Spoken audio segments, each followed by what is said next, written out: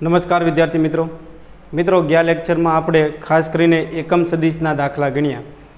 આજે આપણે એક બહુ જ અગત્યનો ટોપિક ભણવાનો છે અને એ ટોપિકનું નામ છે સદિશના લંબ ઘટકો। બહુ અગત્યનો મુદ્દો છે સદિશના લંબ ઘટકો। ટોપિકનું નામ યાદ રાખજો। કોઈ પણ સદિશ હોય એને પોતાના ઘટકો હોય અને કેવા ઘટકો તો કે લંબ ઘટકોની વાત કરવાની છે। તો આ લંબ ઘટકો શું છે એ સમજવા માટે હું એક અહીંયા એક્સ અને વાય અક્ષ ધ્યાનમાં લઉં। ધારો કે આ આપણી એક્સ અક્ષ થઈ ગઈ, એને લંબ રૂપે હું અહીંયા વાય અક્ષ દોરી નાખું। એક્સ અને વાય અક્ષ એકબીજાને કેવી હોય? લંબ રૂપે। અને ઉગમ બિંદુમાંથી આપણે એક સદિશ પસાર કરીએ। ધારો કે આ સદિશ એ છે અને સદિશ એની લંબાઈને એનું મૂલ્ય કહેવાય।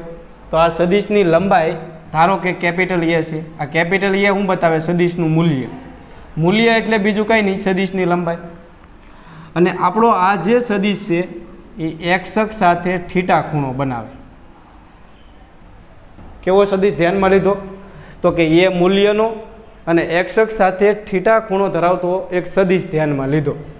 હવે શું કરવાનું છે? અહીંથી તમારે ઊભી લાઈન દોર નાખવાની છે, ડોટેજ, ડોટ ડોટ ડોટ ડોટ, અને આડી લાઈન દોર નાખો, ડોટેજ। હવે આ જે સદિશ છે ને એનું વિભાજન કરી નાખવાનું, બે ભાગ પાડી દેવાના।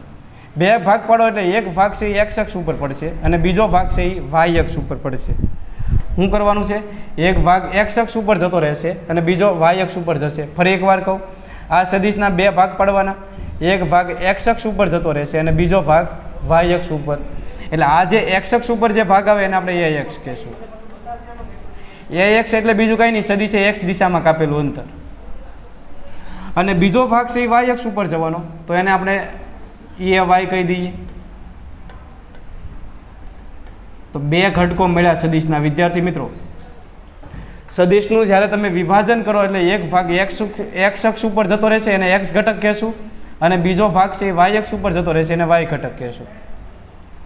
તો આપણે આ જે છે ને એ બે સદિશના લંબ ઘટકો કહેવાય, એક્સ ઘટક અને વાય ઘટક। તમને ખબર પડે છે એ એક્સ છે એ આ દિશામાં છે અને એ વાય છે એ આ દિશામાં છે, એટલે આ બંને એકબીજાને કેવા છે? લંબ ઘટકો। હજી એક એક્ઝામ્પલ દ્વારા આપણે સમજીએ। જો ધારો કે હું અહીં સદિશ બી લઉં, તો આ સદિશનું આપણે વિભાજન કરવાનું છે અને બે ભાગ પાડવાના। હવે બે ભાગ પાડશો એટલે એક ભાગ છે એ એક્સ અક્ષ ઉપર જતો રહેશે, એટલે આટલો ભાગ એ એક્સ અક્ષ ઉપર આવશે, એને આપણે બી એક્સ કહેશું। અને બીજો ભાગ ક્યાં જતો રહેવાનો? વાય અક્ષ ઉપર, તો એને બી વાય કહેશું। તો બી એક્સ અને બી વાય છે એ સદિશ બીના ઘટકો થઈ ગયા અને આ બંને એકબીજાને કેવા છે? જુઓ તો લંબ રૂપે છે, એટલે આને લંબ ઘટકો કહેવાય। હજી એક એક્ઝામ્પલ લઈએ। હું અહીં સદિશ આર લઉં, તો આ સદિશ આરના બે ભાગ પડશે, એક એક્સ દિશામાં મળશે એને આપણે એનો એક્સ ઘટક કહેશું અને બીજો ભાગ છે એ વાય દિશામાં મળશે એને આપણે એના વાય ઘટક કહેશું। એટલે બીજું કંઈ નહીં, આ સદિશના બે ભાગ પડવાના, એક એક્સ અક્ષ ઉપર જતો રહેશે, બીજો વાય અક્ષ ઉપર। તો આ સદિશ આર હેનો બનેલો હોય? તો કે એના એક્સ ઘટક અને વાય ઘટકનો। સદિશ આરનું ઓપરેશન કરો તો શું નીકળશે? એનો એક્સ ઘટક અને વાય ઘટક। તો હવે આપણે એના સૂત્ર તારવવા જઈએ, ધ્યાન અહીં રાખજો। સદિશના બે ઘટકો મળશે, એક એક્સ ઘટક અને બીજો વાય ઘટક। તો એક્સ ઘટક કઈ દિશામાં હોય? તો કે એક્સ અક્ષ ઉપર, અને વાય ઘટક કઈ દિશામાં હશે? તો કે વાય અક્ષ ઉપર, બરાબર। તો એના સૂત્રની તારવણી માટે આપણે આગળ વધીએ। તો અહીં ધ્યાન આપજો, આપણે આ ત્રિકોણ છે ને નામ આપી દઈએ। આ ઉગમ બિંદુને હું કીધું ઓ, અહીંયા એ નામ, અહીંયા આપણે પી નામ આપીએ, અહીંયા ક્યુ નામ આપીએ અને અહીંયા આર નામ આપીએ। હવે તમારે આ કાટકોણ ત્રિકોણ ધ્યાનમાં લેવાનો છે। કેવો ત્રિકોણ? ત્રિકોણ ઓ પી ક્યુ માટે।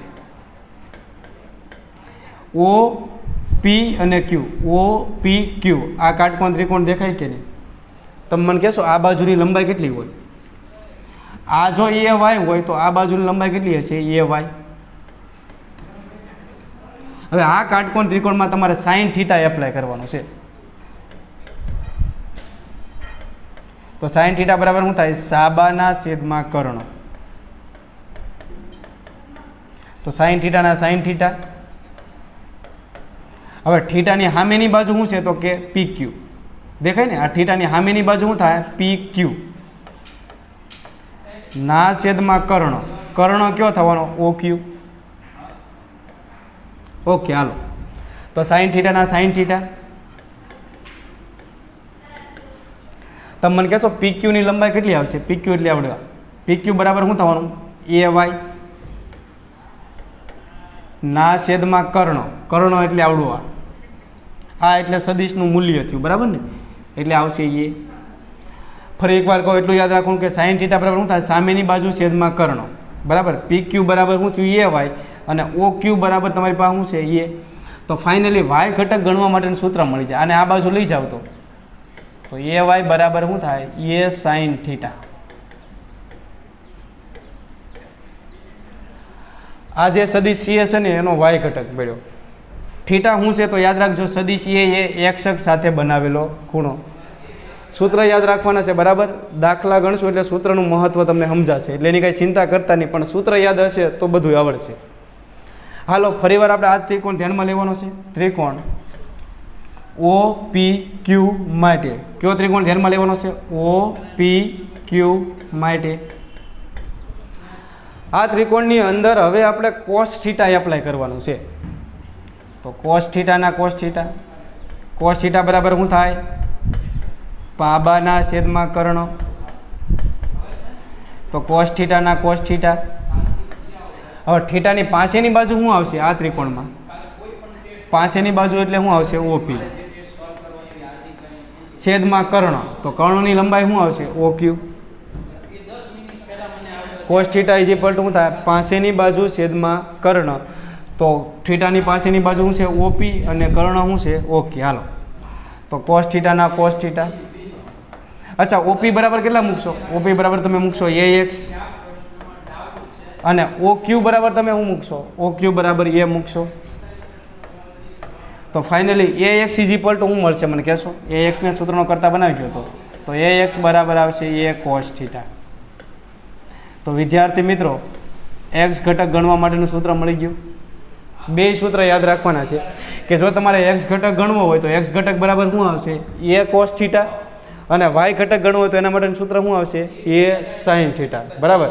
તો વ્યવસ્થિત રીતે આ બે સૂત્ર એકવાર તૈયાર કરી નાખવાના છે. એ એક્સ બરાબર એ કોસ થીટા અને એ વાય બરાબર એ સાઈન થીટા બરાબર. આને સમીકરણ નંબર 1 આપી દો અને આને સમીકરણ નંબર 2 આપી દો. તો વિદ્યાર્થી મિત્રો બે ઘટકો ગણવાના સૂત્ર આવડી જશે. આ સદિશની લંબાઈ તમને આપી દઈને આ એક્સ ઘટક ગણવો હોય તો એના માટેનું સૂત્ર શું આવે એ એક્સ બરાબર એ કોસ થીટા, અને એનો વાય ઘટક ગણવો હોય એટલે કે આ અંતર તો એના માટેનું સૂત્ર શું આવશે એ વાય બરાબર એ સાઈન થીટા. અચ્છા હવે તમારે આ ખૂણો ગણવો હશે જો થીટા, તો એ કઈ રીતે ગણવાનો? તો તમારે શું કરવાનું સમી 1 અને 2 નો ગુણોત્તર લઈ લો.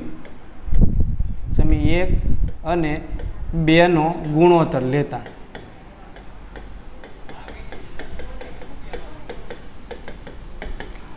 શું કરવાનું છે? સમીકરણ નંબર 1 અને 2 નો ગુણોત્તર લેવાનો છે. તો સમીકરણ નંબર 1 શું છે તમારી પાસે એ વાય ના છેદમાં સમીકરણ નંબર 2 શું છે એ એક્સ. એ વાય ભાળોનો તમે શું લખશો એ સાઈન થીટા, અને એ એક્સ ભાળોને તમે શું લખશો એ કોસ થીટા. હવે તમને ખબર પડે છે એ કેન્સલ થશે તો એ વાયના છેદમાં એ એક્સ. હવે તમે મને કહેશો સાઈન થીટાના છેદમાં કોસ થીટા એટલે શું થાય? સૂત્ર ભણી ગયા આપણે. સાઈન થીટાના છેદમાં કોસ થીટા એટલે થયું ટેન થીટા. સૂત્ર તમારે ખાસ પાકા કરવાના છે એટલે થોડુંક ધ્યાન રાખજો. જે બોક્સ કરવું એ સૂત્ર તમને આવડવા જોઈએ. ઓકે હાલો હવે ત્રિકોણમિતિની અંદર કંઈક આવું આવે જો કે ધારો કે tan theta is equal to Y છે. તો જો તમારે આ થીટાને સૂત્રનો કરતા બનાવો ને તો ટેનને આ બાજુ લઈ જવા. ટેન આ બાજુ આવે ને તો ઇનવર્સ થઈ જાય એટલે કે માથે 1 ઘાત. તો થીટા બરાબર શું થાય ટેન ઇનવર્સ વાય. તમને આમ પૂછે કે ભાઈ ટેન થીટા બરાબર એક્સ છે, તો જો આમાં તમારે થીટાને સૂત્રનો કરતા બનાવો તો શું કરવાનું થીટાને થીટા રહેવા દેવાના, ટેનને આ બાજુ લાવવાના. તો આ બાજુ આવે તો માથે -1 ઘાત થાય. આ -1 ને ઇનવર્સ કહેવાય. શું કહેવાય? ઇનવર્સ. તો આને બોલતા આવડે tan ઇન્વર્સ x. ઓકે, તો આ રીતે તમને લખતા આવડવું જોઈએ ટૂંકમાં. બરાબર, હાલો થોડાક આગળ વધીએ સૂત્રની તારવણીમાં.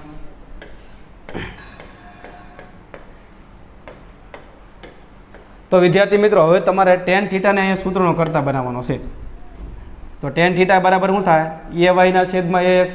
એના કરતાં હું ડાયરેક્ટ થીટાને સૂત્રનો કરતા બનાવી દઉં તો તમને યાદ રહી જાય. તો થીટા બરાબર શું થાય? tan ની આ બાજુ લઈ જાઓ,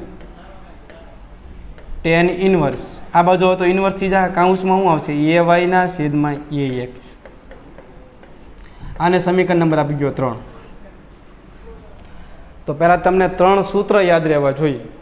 કોઈ પણ સદિશનો y ઘટક ગણવો તેના માટેનું સૂત્ર શું આવશે? એ વાય બરાબર એ સાઇન થીટા. એક્સ ઘટક ગણવા માટેનું સૂત્ર શું આવશે? એ એક્સ બરાબર એ કોસ થીટા. અને થીટા ગણવા માટેનું સૂત્ર શું આવશે? થીટા બરાબર tan ઇન્વર્સ એ વાયના છેદમાં એ એક્સ. તો પહેલાં આટલું વ્યવસ્થિત રીતે લખી નાખો, પછી થોડાક આગળ વધીએ. તો હવે ધ્યાન આવી રાખજો, આપણે ખાસ કરીને અત્યાર સુધીમાં આટલું ભણ્યા કે આપણો આ સદિશ એ હતો, સોરી આ એક્સ અક્ષ હતી, એને લંબરૂપે આપણે વાય અક્ષ દોરી હતી. અહીંયા સદિશ એ મૂક્યો હતો. આ સદિશ એના મૂલ્યને આપણે એ કીધું હતું. આ ખૂણો થીટા હતો. સદિશ એના 2 ઘટકો મળ્યા હતા. એક્સ દિશામાં જે ઘટક મળ્યો એને આપણે એ એક્સ કીધું. એ એક્સ એટલે અહીંથી અહીંયા સુધીનું અંતર. અને વાય દિશામાં જે ઘટક મળ્યો એને શું કીધું આપણે? A Y. અને એ એક્સ અને એ વાય એકબીજાને કેવા ઘટકો છે? તો કે લંબ ઘટકો. એ એક્સ ગણવા માટેનું સૂત્ર શું આવશે? તો એ એક્સ બરાબર શું લખવાનું? તો કે એ લખી નાખવાનું. અહીંયા જે હોય એ લખી નાખવાનું into cos theta. A Y ગણવા માટેનું સૂત્ર શું હતું? તો કે A sine theta. A X બરાબર કોસ થીટા આવશે. એક્સની સામે કોસ આવશે અને વાયની સામે સાઇન થીટા. એ જ રીતે થીટા બરાબર છેલ્લે તમે શું મેળવ્યું? તો કે tan ઇન્વર્સ આ સદિશનો વાય ઘટકના છેદમાં એક્સ ઘટક. તો એટલા સૂત્ર આપણે મેળવ્યા. હવે આ કાટકોણ ત્રિકોણમાં પાયથાગોરસ દાદાનો પ્રમેય એપ્લાય કરીએ એટલે આપણા 4 સૂત્ર પૂરા થઈ જાય. આ એ વાય હોય તો આ એ વાય હોય કે નહીં? આના નામ આપ્યું તો આપણે ઓ પી ક્યુ અને આર. તો હવે ત્રિકોણ ઓ પી ક્યુમાં પાયથાગોરસ દાદાએ શું કીધું? તો કે કાટકોણ ત્રિકોણમાં કર્ણનો વર્ગ. કર્ણ કોણ છે? ઓ ક્યુનો વર્ગ બરાબર શું આવશે? તો કે ઓપીનો વર્ગ પ્લસ પી ક્યુનો વર્ગ. હવે ઓ ક્યુ બરાબર તમે કેટલા મૂકશો મને કહેશો? ઓ ક્યુ એટલે આ અંતર દેખાય ને? તો ઓ ક્યુ બરાબર તમે એ મૂકી જો, એનો વર્ગ થઈ જાય. ઓપી બરાબર કેટલા મૂકશો? ઓપી એટલે આ અંતર, એ કેટલું છે? એ એક્સ, એનો વર્ગ થઈ જાય. અને પી ક્યુ બરાબર તમે કેવું મૂકશો? તો કે આવડું આ. તો પી ક્યુ બરાબર એ વાય છે, એ વાયનો વર્ગ થઈ જાય.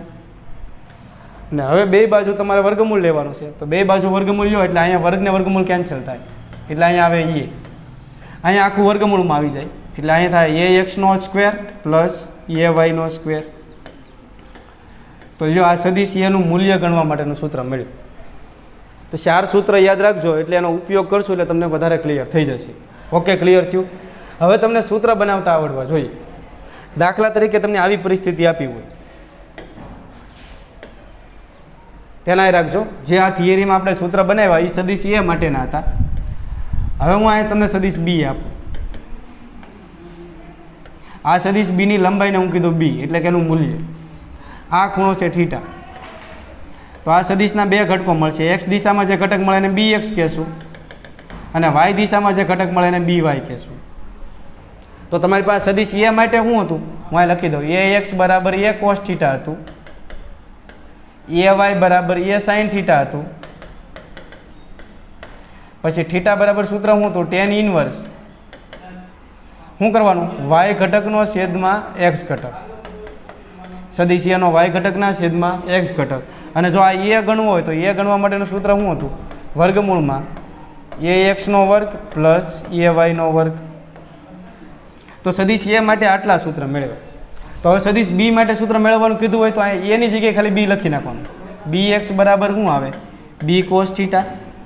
બી વાય બરાબર શું આવશે? બી સાઇન થીટા. થીટા બરાબર શું આવે? તો tan ઇન્વર્સ આવડો આ જો ખૂણો તમારે ગણવો હોય તો શું કરવાનું tan ઇન્વર્સ વાય ઘટક એટલે કે BY ના છેદમાં x ઘટક એટલે શું આવશે BX. અને જો તમારે આ સદિશ b ની લંબાઈ એટલે કે એનું મૂલ્ય ગણવું હોય તો શું કરવાનું તો કે x ઘટકનો વર્ગ અને y ઘટકનો વર્ગ કરીને પછી વર્ગમૂળ કાઢી નાખવાનું. બરાબર, તો અહીં ધ્યાન આપજો. તો b નું મૂલ્ય તમારે ગણવું હોય તો શું કરવાનું bx નો વર્ગ પ્લસ by નો વર્ગ.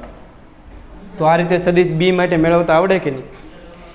છેલ્લી એક ટ્રાય મારીએ જેથી કરીને તમને સૂત્ર યાદ રહી જાય. બરાબર, તો દાખલા ગણવામાં તમને વાંધો આવશે નહીં. તો શાંતિથી મારી હારે તમારે સૂત્ર બોલવાનો પ્રયત્ન કરવાનો છે. દાખલા તરીકે આપણે આ લઈ લઈએ x અક્ષ, આને હું y અક્ષ કહી દઉં. અહીંયા સદિશ p ધ્યાનમાં લઈએ. આ p ના મૂલ્યને એની લંબાઈ કહેવાય. આ જે ખૂણો છે એને હું થીટા કહી દઉં. તો સદિશ p એ x દિશામાં કાપેલા અંતરને આપણે px કહેશું અથવા તો એનો x ઘટક કહેવાય, અને y દિશામાં કાપેલા અંતરને આપણે py કહેશું જેને એનો y ઘટક કહેવાય. તો આ લંબાઈ ગણવી હોય, x ઘટક ગણવું હોય તો સૂત્ર શું બને મને કહેશું? px બરાબર અહીંયા જે સદિશ હોય એ જ અહીં લખી નાખવાનું p cos થીટા. y ઘટક ગણવું હોય તો શું આવશે? py બરાબર p sin થીટા. થીટા ગણવું હોય તો સૂત્ર શું થાય? tan ઇન્વર્સ સદિશ p નો y ઘટક છેદમાં એનો x ઘટક. અને છેલ્લે સદિશ p ની કિંમત ગણવી હોય તમારે શું કરવાનું? વર્ગમૂળમાં px નો વર્ગ પ્લસ py નો વર્ગ. તો આ રીતે તમે સદિશ p માટે સૂત્ર મેળવી શકો ખરા. તો કોઈ પણ સદિશ માટે તમને સૂત્ર મેળવવાના કે તમને આવડી જવું જોઈએ. દાખલા તરીકે 6થું ચેપ્ટર આપણે 5મું ચેપ્ટર આપણે ભણીએ ત્યારે એમાં બળની વાતો કરતા હોય તો બળને જનરલી f વડે બતાવાય. તો ઘણીવાર તમને આવું આપી દે કે આ સદિશ f છે, આ સદિશ f ની લંબાઈને હું કીધું f, જેને આપણે એનું મૂલ્ય કહીએ છીએ. આ ખૂણાને હું કીધું થીટા. તો હવે તમારે આના ઘટકો મેળવવાનું કે તો તમારે શું કરવાનું? f નો x દિશામાં જે ઘટક મળશે એને આપણે fx કહેશું, y દિશામાં જે ઘટક મળશે એને આપણે fy કહેશું. તો આ x દિશાનો ઘટક ગણવા માટેનું સૂત્ર શું આવે? તો અહીંયા fx લખવાનું, અહીંયા જે હોય એ જ અહીંયા લખી નાખવાનું, પણ x હોય એટલે cos થીટા લખવાનું. ખબર પડે છે? અચ્છા, y ઘટક ગણવાનું કીધું હોય તો fy બરાબર f sin થીટા. થીટા ગણવાનું કીધું હોય તો tan ઇન્વર્સ y ઘટકના છેદમાં શું આવશે? x ઘટક. સૂત્રની તારવણી મેં સમજાવી છે, બરાબર ને? તારવણી તમારે કાંઈ યાદ રાખવાની જરૂર છે નહીં, પણ આ રીતે સૂત્ર બનાવતા તમને આવડી જવું જોઈએ. અને f ગણવું હોય તો શું આવશે? તો fx નો વર્ગ પ્લસ fy નો વર્ગ. તો આ 4 સૂત્ર વિદ્યાર્થી મિત્રો બહુ અગત્યના છે. સૂત્ર પાકા કરી નાખજો, બરાબર ને? દાખલા ગણશું આવતા લેક્ચરમાં એટલે લગભગ સૂત્ર તમને પરફેક્ટલી ક્લિયર થઈ જશે. તો આજનો લેક્ચર આપણે અહીં અટકાવીએ. આવતા લેક્ચરમાં સદિશના ઘટકોને રિલેટેડ આપણે દાખલા ગણીશું. ત્યાં સુધી ગુડ બાય, આભાર.